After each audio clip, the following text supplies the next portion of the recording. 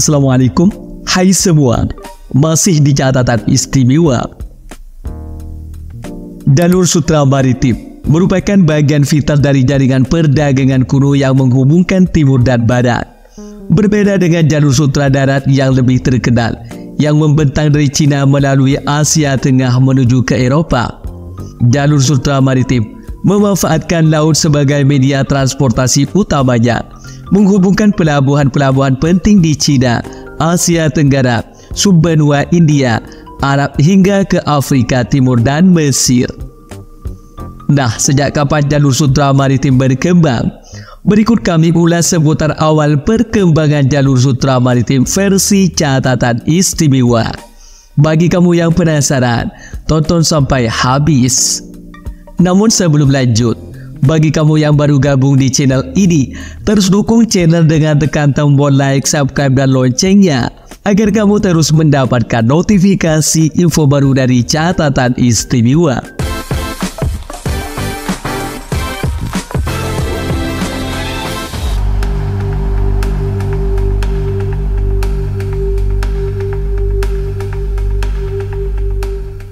Jalur sutra maritim memainkan peran yang sangat penting dalam perdagangan kuno, memfasilitasi pertukaran budaya, barat, dan ide antara berbagai peradaban di dunia. Jaringan perdagangan ini tidak hanya membawa komoditas seperti sutra, rempah-rempah, dan keramik, tetapi juga memungkinkan pertukaran pengetahuan dan teknologi antara timur dan barat.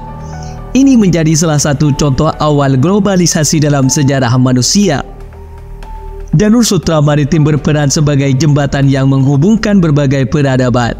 Melalui jalur ini, agama-agama besar seperti Buddhisme, Islam, dan Kristen menyebar ke berbagai belahan dunia. Bertukar teknologi seperti pembuatan kertas dan bubuk mesiu dari Cina juga memiliki dampak signifikan terhadap perkembangan ilmu pengetahuan dan teknologi di Eropa. Awal berkembangnya, meskipun sulit untuk menentukan tanggal pasti mulainya perdagangan maritim transkontinental ini, banyak sejarawan meyakini bahwa awal mula jalur sutra maritim dapat dilacak kembali ke dinasti Han di Cina, khususnya pada abad kedua sebelum Masehi.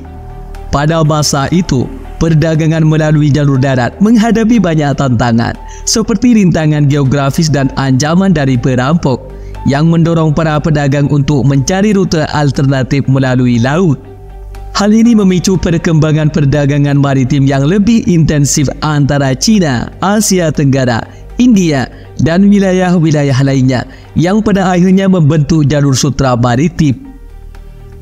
Pada masa dinasti Tang, tahun 618 sampai 907 Masehi, dan dinasti Song tahun 960 sampai 1279 Masehi, jalur sutra maritim mencapai puncak kejayaannya.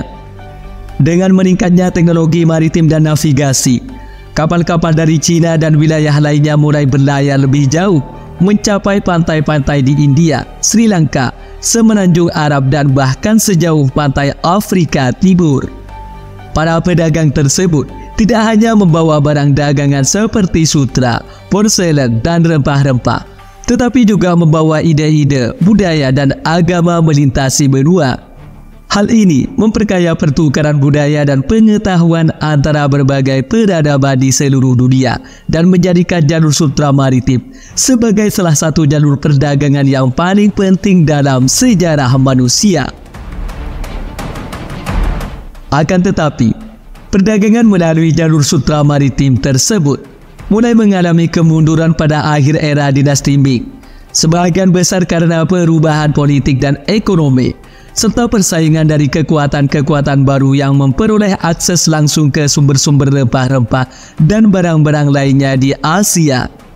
Penjelajahan oleh bangsa Eropa memperkenalkan rute-rute laut langsung ke Asia, mengurangi relevansi jalur tradisional. Namun walau demikian, warisan jalur sutra maritim tetap berlangsung. Pengaruhnya terhadap perdagangan global, pertukaran budaya, dan penyebaran agama masih dirasakan hingga saat ini. Jalur ini menjadi salah satu contoh pertama dari globalisasi dan bagaimana interaksi antar budaya dapat membentuk sejarah umat manusia. Untuk mengenang dan mempelajari lebih lanjut tentang jalur sutra maritim, banyak negara dan organisasi internasional, termasuk UNESCO, telah mengakui dan melestarikan situs-situs bersejarah yang terkait dengan jalur tersebut. Inisiatif seperti One Belt One Route yang diluncurkan oleh China pun seringkali dipandang sebagai upaya modernisasi dari konsep jalur sutra. Walaupun lebih berfokus pada pembangunan infrastruktur dan investasi ekonomi dibandingkan dengan pertukaran budaya yang menjadi ciri khas jalur sutra maritim di masa lalu. Dengan demikian, meskipun jalur sutra maritim tidak ada lagi sebagai jalur perdagangan dominan, warisan dan pengaruhnya terus berlanjut melalui jalur perdagangan modern, pertukaran budaya, dan diakui dalam berbagai bentuk pelestarian dan penghormatan sejarah.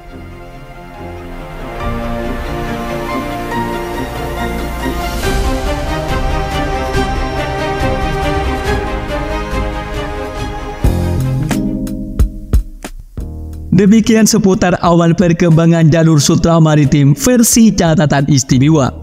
Bagi kamu yang punya tambahan atau koreksi seputar sejarah jalur sutra maritim, tulis di kolom komentar ya. Sampai sini dulu guys. Sampai bertemu kembali di catatan istimewa selanjutnya. Wassalam.